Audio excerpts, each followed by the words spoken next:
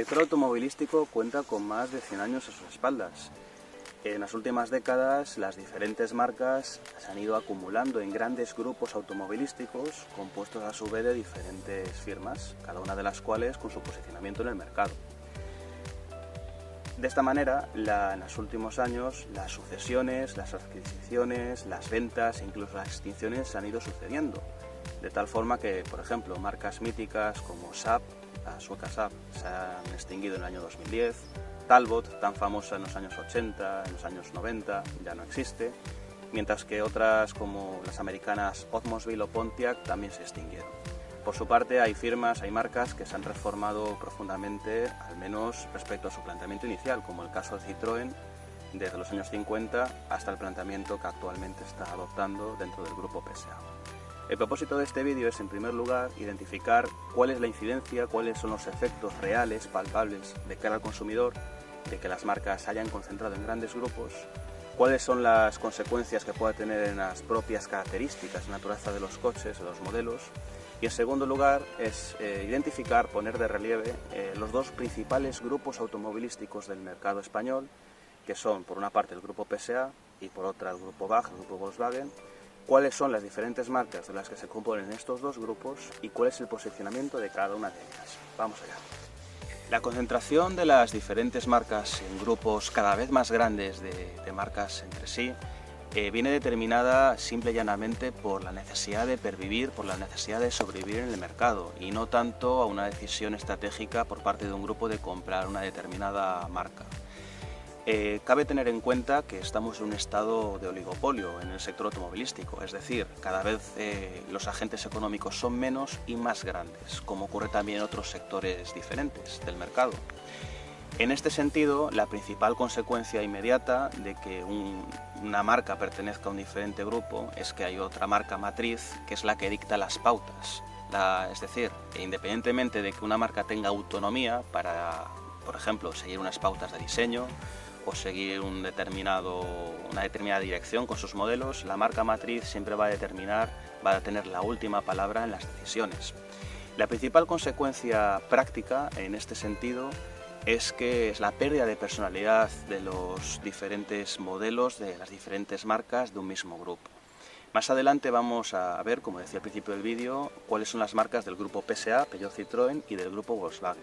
Dentro de un grupo Volkswagen, por ejemplo, del cual forman parte marcas como SEAT, Skoda, Audi o la propia Volkswagen, que es la que tiene la voz cantante, podemos observar que la mayoría de los componentes del interior, los motores, incluso el bastidor, la plataforma, son iguales entre las diferentes marcas, de tal forma que, por ejemplo, un SEAT León, salvando las distancias por supuesto, es un coche muy similar desde un punto de vista técnico a un Volkswagen Golf. Dicho esto, tiene un cierto perjuicio, una cierta incidencia en el consumidor, puesto que actúa, entre comillas, desinformado, actúa en ciertas ocasiones con una falsa creencia de que adquiere coches diferentes cuando en realidad son mucho más parecidos de lo que el consumidor se piensa. Esto no significa que sean idénticos, ni muchísimo menos. Cada marca tiene su posicionamiento, tiene su planteamiento, tiene sus ajustes, tiene su propio lugar en el mercado. Pero sí que es cierto que desde las últimas décadas, desde los últimos años hacia hoy, hacia ahora, cada vez se han ido homogeneizando más los modelos, en parte por el estado de la técnica. Como venía comentando hace unos instantes, se trata de una cuestión de supervivencia. De hecho, las marcas que no han sido adquiridas o que no han sido, comandadas o absorbidas por grupos se han visto, salvo contadas excepciones, abocadas a disolverse, abocadas a la desaparición. Es decir, es una exigencia del mercado. Vamos a ver de forma resumida, a continuación, como comentaba al principio, los dos principales grupos, grupo PSA, Peugeot Citroën y el grupo Volkswagen, cuáles son sus marcas, su posicionamiento y qué incidencias y qué consecuencias tiene nuevamente esto de cara al consumidor. Muy bien, vamos con el grupo PSA, el grupo Peugeot Citroën. Vamos a empezar en sus inicios. Este grupo automovilístico, en primer lugar, está conformado por 4 marcas a día de hoy. Peugeot, que digamos, entre comillas, es la marca matriz, la marca dominante. Citroën, que fue adquirida por Peugeot en el año 75 y que dio origen al grupo. Opel, adquirido en el año 2017 a General Motors, uno de los grandes grupos automovilísticos norteamericanos. Y en cuarto y último lugar, la marca DS, que inicialmente formaba parte de una subdivisión de Citroën, de hecho el nombre originario era Citroën DS, y que ahora es una marca totalmente independiente de Citroën, con modelos de fabricación propia. Veamos con un ejemplo cuál es el verdadero efecto de esta concentración en grandes grupos automovilísticos. De la mano de los SUV, si nosotros cogemos el Citroën C5 Aircross de reciente lanzamiento, el DS7 Crossback o el Peugeot 3008, que son competidores del mismo grupo, de Citroën, Peugeot y DS, del mismo segmento, es decir, son rivales directos, podemos advertir o podemos observar en un primer momento que son vehículos muy diferentes entre sí, es decir, es un diseño diferente, unas dimensiones parecidas pero también diferentes, y en el interior no tienen nada que ver. Bueno, en realidad estos modelos son infinitamente más parecidos, más semejantes de lo que un consumidor de a pie pueda pensar. ¿Por qué? Porque los tres modelos en cuestión comparten los mismos motores, ya sean los Blue HDI o los PureTest de gasolina.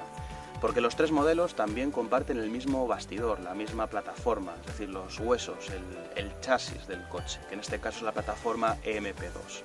Y por otra parte también los modelos comparten muchos componentes, la mayoría de ellos no se ven a simple vista, entre sí, de tal forma que en realidad técnicamente hablando son muy similares, son mucho más parecidos de lo que podamos pensar. Digamos que en este caso el posicionamiento de estas marcas, Citroën ahora mismo está siendo relegada a una gama más de entrada, más elemental. Peugeot intenta diferenciarse en una posición media, sobre todo con elementos como el iCockpit, su puesto de conducción con un volante pequeñito y la instrumentación elevada. DS es claramente la marca de lujo, intenta ser la vanguardia de la técnica, la distinción, el empleo de materiales nobles, mientras que por su parte Opel está en una posición, a mi juicio, ciertamente comprometida en el sentido de que puede solaparse con Peugeot en ciertos aspectos. El futuro de cada una de ellas, bueno, digamos que la adquisición de Opel por parte de PSA ha sido incrementar todavía más su tamaño.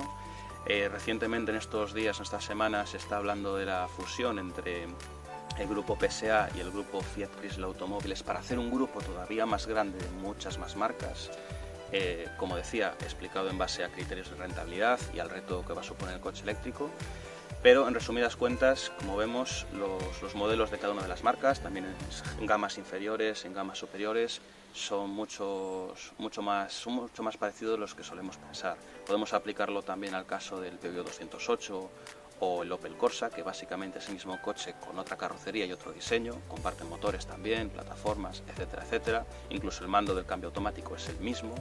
Podemos verlo también en otras gamas, en otros segmentos de berlinas, en este caso la Insignia, de utilitarios de entrada. Como vamos a ver, es algo que también ocurre en el grupo Volkswagen y en todos los grupos en general. Muy bien, vayamos ahora con el grupo VAG, el grupo Volkswagen. El grupo Volkswagen es un gigante compuesto por más de 10 marcas, cuya firma matriz es, lógicamente, Volkswagen. Las más conocidas, las más vendidas en nuestro mercado, en el mercado español, son Skoda, Seat, Volkswagen y Audi.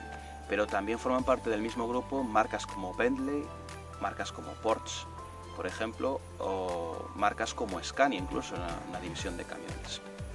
Poniendo un ejemplo gráfico, y salvando las distancias, obviamente que las hay, un Bentley Bentayga, que es un SUV grande de ultra lujo, comparte motor, el 4.0 V8 gasolina, con un Audi Q7, que cuesta 3 veces menos. También comparten plataforma, independientemente de que muchas cosas cambien, por supuesto. Pero volviendo a las marcas más próximas, las marcas más mundanas, vamos a poner un ejemplo muy gráfico que afecta además a dos de los coches más vendidos en nuestro país, y que es por una parte el Seat León y por otra parte el Volkswagen Golf. El Volkswagen Golf y el Seat León son coches que compiten directamente en el mismo segmento, el segmento C, son vehículos compactos y nuevamente, como comentaba o como venía comentando en el caso anterior, son muy similares entre sí, mucho más de lo que mucha gente pueda pensar, lo cual no significa ni mucho menos que sean el mismo coche, ojo. De una parte, tanto el Seat León como el Volkswagen Golf comparten motores TSI de gasolina y los motores TDI diésel. Comparten plataforma, comparten elementos interiores y comparten elementos técnicos de suspensión, elementos técnicos asociados al chasis y al bastidor, etcétera, etcétera. Lógicamente, cada marca tiene su propio planteamiento en el mercado. Los grupos, cuando acumulan o cuando lleguen a estar conformados por muchas marcas, se ven con ese problema de darle un posicionamiento y de que no se solapen unas con otras.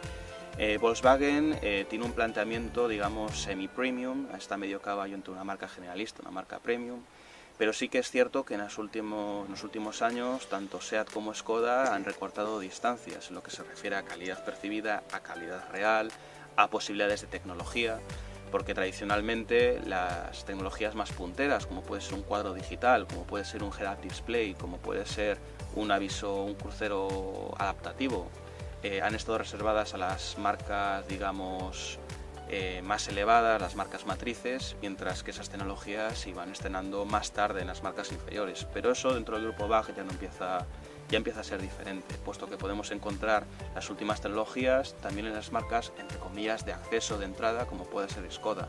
Es decir, un Skoda Scala, recientemente presentado, puede equipar un cuadro digital, o un un Seat León, o un Seat Ibiza, de la misma manera que lo puede equipar un Volkswagen Golf, por ejemplo, una Audi A3. Cada vez en el grupo BAG quizás sea más acusado, los modelos cada vez son más parecidos entre sí. Y pongo otro ejemplo.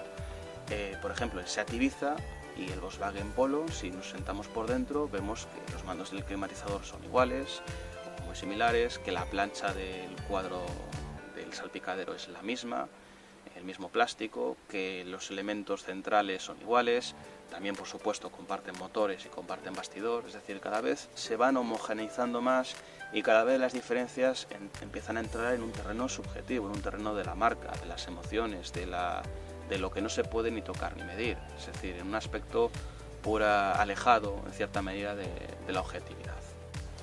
A modo de resumen, a modo de síntesis, como hemos podido ver, el sector automovilístico está en un estado de madurez, tendente al oligopolio, es decir, que existan grupos que concentren marcas y que cada vez estos grupos sean más y más grandes. En segundo lugar, hemos podido ver los principales efectos, las principales consecuencias que tiene al consumidor, y es que los vehículos de las diferentes marcas del mismo grupo cada vez son más similares, más parecidos entre sí. También se provoca un cierto desconocimiento, una cierta ignorancia, digamos, por parte del consumidor cuando va a efectuar su compra, porque en realidad, como hemos visto en estos ejemplos, los modelos son cada vez más semejantes entre sí. Y en tercer lugar, en relación a los dos grupos automovilísticos de los que vengo a hablaros en esta primera parte del vídeo, como hemos podido ver en los ejemplos, los modelos son mucho más semejantes a nivel técnico de lo que podamos pensar, y al fin y al cuentas lo que estamos comprando en muchas ocasiones es diseño, es algún material que tenga una calidad un poco superior, y sobre todo compramos un apartado subjetivo determinado sobre todo por la marca, por todo aquello que no se puede ni tocar, ni medir, ni ver a primera vista. Sin más, os voy a dejar en la descripción un link a analisismotor.com, donde hablo en un artículo más en profundidad de este tema. Espero que os haya gustado el vídeo y sobre todo que os haya resultado de utilidad. También me gustaría que escribierais en los comentarios si conocíais o si sabíais que eran tan semejantes estos modelos de estos ejemplos, el Peugeot 3008, el DS7 Crossback, el C5 iCross, el Seat León, el Volkswagen Golf, si de verdad pensabais que eran tan semejantes, tan iguales. Sin más, gracias y hasta el próximo vídeo.